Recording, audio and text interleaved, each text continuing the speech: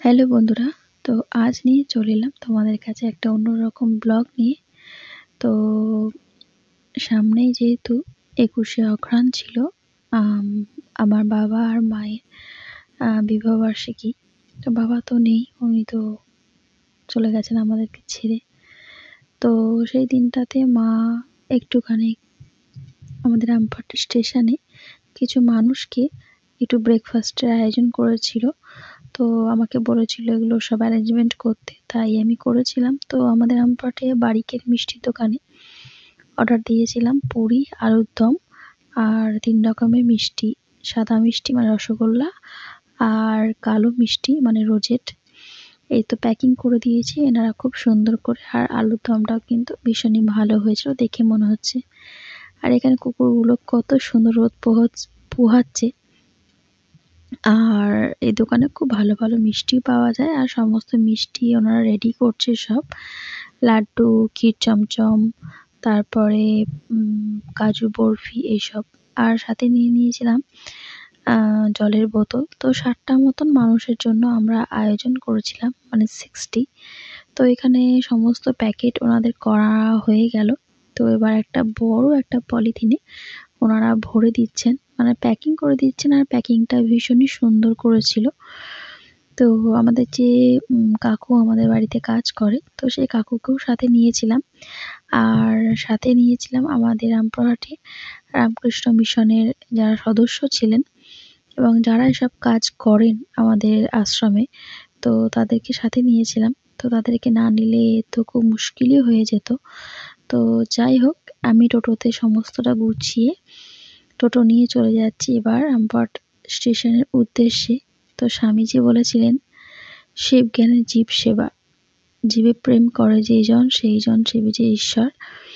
তো আমার এই কাজগুলো করতে ভীষণই ভালো লাগে। আমি বিয়ের আগে অনেক করেছি। তো বিয়ে হয়ে যাওয়ার পর এখন একটুখানি আটকা পড়েছি বটে, কারণ মেয়েটা যেহেতু ভীষণ ছোট সেই জন্য। তো মাঝে মাঝে এরকম টুকটাক ছোটো ছোটো কাজ পেলে নিশ্চয়ই করি। তাতে ওর বাবা সাথ দেয়। সাথ দেয় বলতে ওর বাবা মানে আমার হাজব্যান্ড বাচ্চাটাকে দেখে। তো সংসারের সমস্ত কাজ সেরে নিয়ে তারপরেই গেছি। এখন সকালে ৯:৩০ ১০টা মতন বাজছে। তো ঘরে স্নান, পুজো, রান্নাবান্না সমস্ত কিছু করে কমপ্লিট করে নিয়ে তারপরেই বেরিয়েছি। তো মা সময়ে সবাইকে প্যাকেট, মানে ব্রেকফাস্টের যে প্যাকেট আমরা করেছিলাম সেই প্যাকেট এবং জলের বোতল দিল। আর এনাকে যাকে দেখছো তোমরা, ইনি হচ্ছেন আমাদের রামকৃষ্ণ মিশনের সদস্য। তো আমরা কাকা বলে থাকি। তো ওনাকেও ডেকেছিলাম। তো কাকা কিছু কাজে ব্যস্ত ছিল। তো সমস্ত কাজটা সেরে তারপর আমাদের সঙ্গে এসে যোগদান করলেন এবং কাকার হাত দিয়েও দিলাম। আর আমার বাবা এসব কাজ ভীষণই ভালোবাসতেন।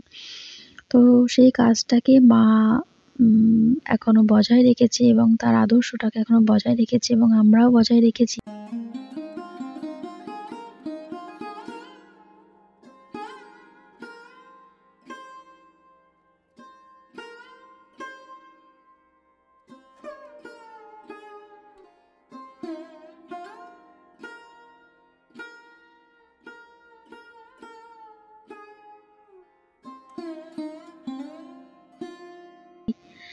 তো যাই হোক, তারপরে তো বাড়ি চলে গেলাম। বাড়ি চলে গিয়ে মেয়েকে ঘুম থেকে তো উঠেই পড়েছিল। তারপরে ওকে স্নান করে খাইয়ে, মানে ব্রেকফাস্ট করিয়ে তারপরে চলে যাচ্ছি এখন সেজে গুজে দিদির বাড়ি। কারণ হচ্ছে তাদের আজকে হচ্ছে ২৩শে অঘ্রাণ। তো আজকে ওদের হচ্ছে বিবাহ বার্ষিকী, ১৪তম দাম্পত্য জীবন এবং বিবাহিত জীবন তারা আজকে সেলিব্রেট করবে। তো এখানে দেখো আমার মেয়েকেও ভালো করে সাজিয়ে গুজিয়ে নিয়েছি। সাজিয়ে গুজিয়ে নিয়েছি বলতে মানে জাস্ট ওই জ্যাকেট একটা পরিয়ে নিয়েছি, কারণ ভীষণই ঠান্ডা আর সেদিন ভীষণই হাওয়া দিচ্ছিল। তো ফুলের তোড়া, গিফট সমস্ত কিছু নিয়েছি। তো এসে দেখলাম এখানে মাটন হচ্ছে আর ফ্রাইড রাইস হয়েছিল। তারপরে মাছের মাথা দিয়ে বাঁধাকপির তরকারি, চাটনি, মিষ্টি, ভাত। তো অনেক রকমের আয়োজন দিদি করেছিল, মাছ ভাজা। আর এটা হচ্ছে দিদির ফ্ল্যাট। তো দেখলাম দিদির যা আর দিদি দুজনেই একদম নাইটি পরে সুন্দর করে করতে লেগেছে রান্নাবান্না, মানে স্টার্ট করে দিয়েছে। আর এখানে আমার মেয়ে তো ভীষণই হ্যাপি। তো আসার পরে দিদি আমাকে দিয়ে দিল আমাদের হার্বাল লাইফ লাইনের এনার্জি ড্রিঙ্ক, মানে অ্যাপ্রেক্সটা দিয়ে দিল। তো খেলাম। আর এখানে কেকও আমাদের সমস্ত চলে এসেছে। তো এই কেকটা আমি দিদিকে গিফট করেছিলাম। তো আই লাভ ইউ লেখা রয়েছে, একটা রোজও রয়েছে। তো এই ডিজাইনটা আমার ভীষণই পছন্দ হয়েছিল। তো আমাদের রামপুরহাটেই সুপ্রভা বলে একজন মেয়ে, তো মেয়েও বলা যায়, বউ বলা যায়, যেটাই তোমরা নেবে। তো অনেকে ওকে চেনো। আর এই কেকটা, রেড কালারের কেকটা দিদি অর্ডার করেছিল। তো 1 পাউন্ড করে দুজনেই করেছিলাম। তো টোটাল 2 পাউন্ড কেক। তো যাই হোক, কেক আর অবশিষ্ট একটুও ছিল না, সমস্ত কেকটাই আমাদের উঠে যায়। তো আমরা এতটাই কেক খেতে ভালোবাসি এবং বাচ্চারাও কেক খেতে ভালোবাসে। তো আমি যাওয়ার কিছুক্ষণ পরে তারপর মা আর দিদি, মেজদি এলো। আর এখানে দিদির শাশুড়ি, দিদির ননদ, নন্দাই, তো সবাই আর কি এক এক করে চলে আসছেন। তো এরকম ছোট ছোট গেট টুগেদার পার্টি আমরা করেই থাকি নিজেদের মধ্যে। তো বিশেষ দিনগুলো আমরা সত্যিই সেলিব্রেট করার মানে সেলিব্রেট করি আমরা। তো আমারও বিবাহবার্ষিকীর দিনটা তোমরা দেখেছো। আর মেজদিও খুব সুন্দরভাবে সেজে গুজে একদম চলে এসেছে। মাও চলে এসেছে। মাকে ভীষণ ঠান্ডা লাগছে, সেজন্য একটা চাদর গায়ে দিয়েছে। আর দিদি ফ্ল্যাটটা ভীষণই সুন্দর সাজিয়েছে।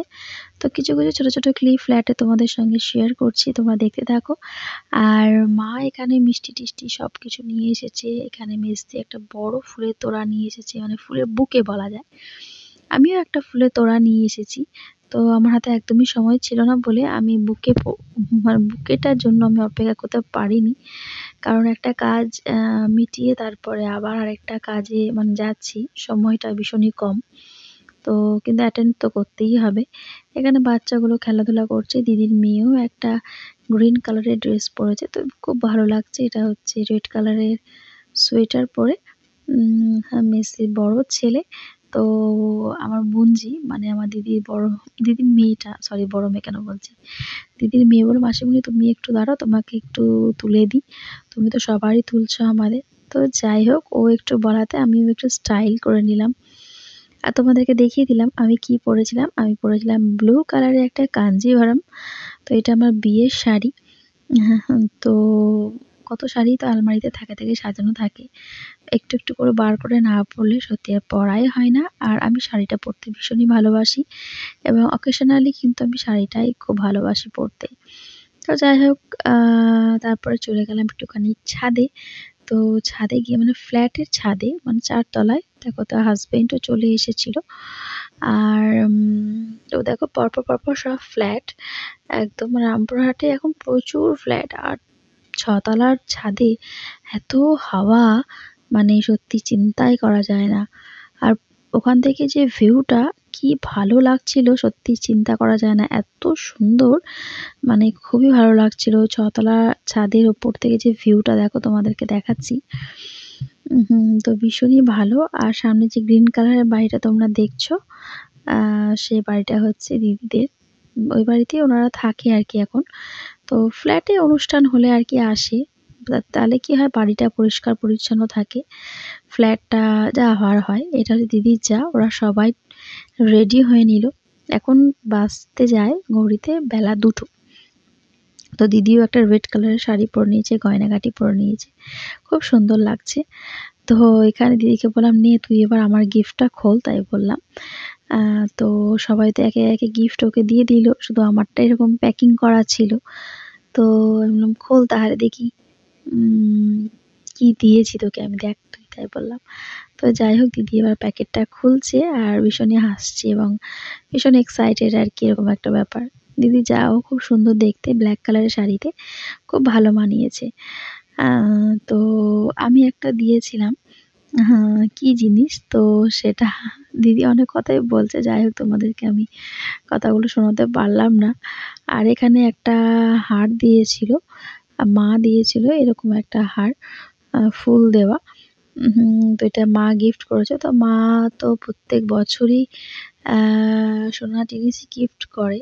আর বাবাও তো তাই দিতেন। তো এখানে দেখো আমি একটা দিয়েছিলাম এরকম বড় একটা প্রদীপ। তো এটা যতক্ষণ জ্বলবে আর এটা যে স্টোনগুলো বসানো রয়েছে গায়ে, তো সেই স্টোনগুলো মানে যত আলোটা জ্বলবে ততটা আর কি মানে স্টোনগুলো খুব মানে গ্লেজ মানে চকচক করবে এরকম একটা ব্যাপার। তো রিফ্লেক্সমেন্ট যেটা বলছে ওটা আর কি হবে আর কি। তো এরকম করে মানে ঠিক করতে পারছিল না, তাই আমি ঠিক করে দিলাম। তো কি দেবো ভাবতে ভাবতে আমি এটাই দিলাম, কারণ দিদির সমস্ত কিছুই রয়েছে। তো আমি ভাবলাম দিদি তো ঠাকুরের জিনিসপত্র এসব ভীষণ ভালোবাসে, তাই আমি একটা আলো একটা আর কি দেওয়ার চেষ্টা করলাম, যাতে ওদের দাম্পত্য জীবনটা আরো সুন্দর হোক, আলোর মতন মানে জ্বলজ্বল করুক এরকম আর কি। মাও দাঁড়িয়ে রয়েছে আর ফুলের বুকেতে ফুলের তোড়ায় একদম ঘর ভরে গেছে। আর মেসি দিয়েছিল এরকম একটা পলা বাঁধানো সোনার, তো সেটাও ও পরে নিল। আর কানেরটাও পরিয়ে দিলাম, কারণ ও কানেরটা পরে নে। এখানে জামাইবাবু একদম রেডি সেডি হয়ে চলে এসেছে আর দিদির জন্য নিয়ে এসেছে একটা ফুলের মানে বুকে। এই প্রথম এই দিদিদের মানে এই 14 বছরের বিবাহিত জীবনে এই ফার্স্ট টাইম একটা ফুলের বুকে জামাইবাবু নিয়ে এসেছে দিদির জন্য। তো আমরা তো ভীষণই হ্যাপি এবং ভীষণই খুশি। তো সবাই তো সবটা পারে না। জামাইবাবু সবকিছুই দিদির জন্য এবং দিদিকে দিয়েছে অবশ্যই। হ্যাঁ, কিন্তু ফুলের বুকেটা আমরা এবছর দেখে সত্যি খুবই ভালো লাগলো আমাদের। তো যাই হোক আস্তে, আস্তে মানুষ শেখে এবং আস্তে, আস্তে মানুষ জানে। কেউ চট করে শিখে যায়, কারো একটু দেরি হয়। তো আমরা ভীষণই খুশি হলাম। ফুলের মতন বড় গিফট আর কোনো কিছুই হয় না। আর এইগুলো বাপের মানে সরি শ্বশুরবাড়ি থেকে জামাইবাবুকে দেওয়া হলো গিফট, সেন্ট এই সমস্ত কিছু আর কি। আর জ্যাকেটও দেওয়া হলো। আর এখানে হাসব্যান্ডকে বললাম দুধটা তাহলে নিয়ে এসো বাড়ি থেকে তুমি। কারণ মেয়ে তো ভাত-টাত খুব একটা খাবে না এত লোকজনের মাঝে। তাই দুধই খাওয়াবো, দুধ ভাত এসব আর কি। তো এখানে দিদির ননদও দিদিকে গিফট দিল আর প্রদীপটা জ্বালানো হয়ে গেল। দিদি তো খুব তাড়াতাড়ি প্রদীপটা জ্বালিয়ে নিয়ে এলো। কারণ হচ্ছে যেহেতু মোমবাতি আমরা আনতে সত্যিই ভুলে গেছি। তো দিদি বলল, "কি আছে তাহলে প্রদীপটাই জ্বালিয়ে দিই।" আমি বললাম, "হ্যাঁ, তাই কর তাহলে।" আর এখানে কেক দুটো এবার কাটিংয়ের পালা। তো আমরা তো করতালি দিয়ে কেকটা কাটাচ্ছি। আর ভীষণই ভালো লাগছে। মেমোরেবল ডে একটা। হ্যাঁ, তো যাই হোক, তো কন্টিনিউ দেখতে থাকো তোমরা।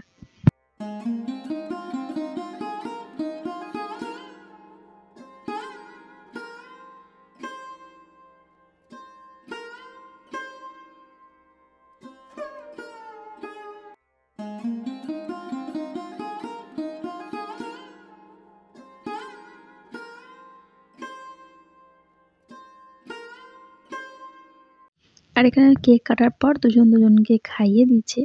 তো জামাইবাবু এখন চাকু দিয়ে মানে খাওয়াচ্ছে বা এরকম একটা ব্যাপার মজা করছে আর কি। তো দিদি বলছে, "না, না তুমি হাত দিয়ে দাও, হাত দিয়ে দাও।" তো যাই হোক, আর এখানে আমার মেয়ে আর মেজদির ছোট ছেলে, হ্যাঁ, দুজনেই কিন্তু হাঁ করে কেকের দিকে তাকিয়ে আছে যে কতক্ষণে আমাদের দেবে আমরা খাবো। আর দিদির যা আবার দিদিকে কাপড়টা ঠিক করিয়ে দিয়েছে যে ঠিক করে নে আর কি, এরকম একটা ব্যাপার। তো আমাদের যাই হোক তুতুকারি হয়েই থাকে। দিদিভাই আমাকে তুই, তুই করে বলে। ভালো লাগে সেটাও, খারাপ লাগে না। তো এবার দিদির মেয়েকে দিদি খাইয়ে দিচ্ছে। আর এরা দুজনে দেখো সমানে মুখে আঙ্গুল দিচ্ছে, নখ কাটছে, এসব করছে। আর এখানে আমার মেয়ে আর দিদির মেয়েটা, ওরা দুটো বোন কত বড় আর কত ছোট, সত্যি দেখে খুবই হাসি পায় আমার। তো দুজনেই একদম দাঁড়িয়ে পড়লো ছবি তোলার জন্য। তো দেখে মনে হচ্ছে মানে আমার দিদির দুটো মেয়ে, একটা ছোট একটা বড়, আর পিছনে আবার একটা ছেলে, মনে হচ্ছে ৩ টে ছেলে মেয়ে। তো যাই হোক, জোকস অ্যাপার্ট, তো হাসব্যান্ড বলল, "যাও তুমিও যাও, আমি তোমার ক্যামেরাটা ধরে দিচ্ছি।" তো যাই হোক, ওই ছবি-টবি একটুখানি তোলা-টোলা হলো। আর খুব দেরিও হয়ে গেছে, এখন প্রায় 2:10-15 মতন বাজছে।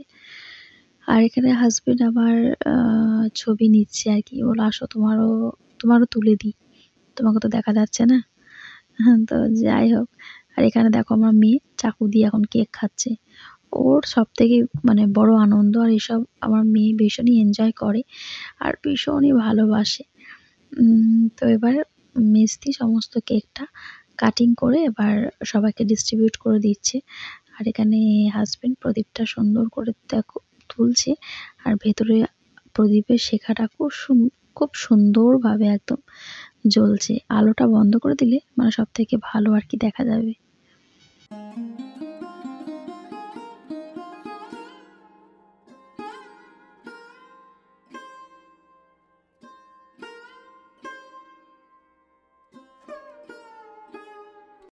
আর এখানে মেজদি কেকগুলো কেটে সবাইকে ডিস্ট্রিবিউট করে দিচ্ছে।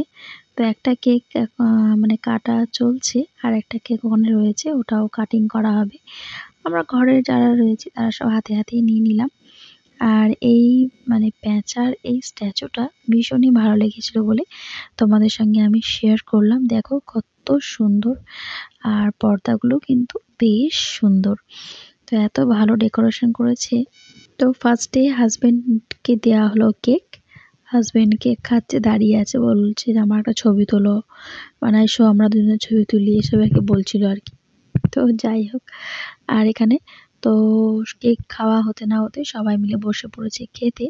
কারণ দিদি শ্বশুরবাড়িতে আবার একটু তাড়াতাড়ি খাওয়া দাওয়া করে। দিদির মানে আমার জামাইবাবু বসেছে, জামাইবাবুর মা, আর দাদা মানে আমার দিদির ভাসুর, এখানে আমাদের কাকু বসেছে, ননদ নন্দাই সবাই, আর এখানে মা সার্ভ করছে। আর ওখানে ওরা দুই জায়ে খাবার দাবার বাড়ছে, এ করছে। দিদির যা মাছ ভাজছে, তো খুবই ভালো লাগে এগুলো। আর এখানে বাচ্চা পার্টি সব আড্ডা দিচ্ছে, আড্ডা করছে, মারছে আর কি। এটা ছেলেটা হচ্ছে দিদির জায়ের ছেলে। ওরা দুই ভাই বোনে ভীষণই লম্বা মাথায়, কারণ সবাই ভীষণ লম্বা বলে ওরাও লম্বা ওদের বাড়ি। আর এখানে আমার মেয়ে দেখো দিদির ঘাড়ে চাপছে, বদমাশি করছে। তো যাই হোক, এরা দুজনে আবার হাই করছে। বলো হাই ফ্রেন্ডস, বলে বলো হাই ফ্রেন্ডস, কেমন আছো? ভাত হয়েছে আবার।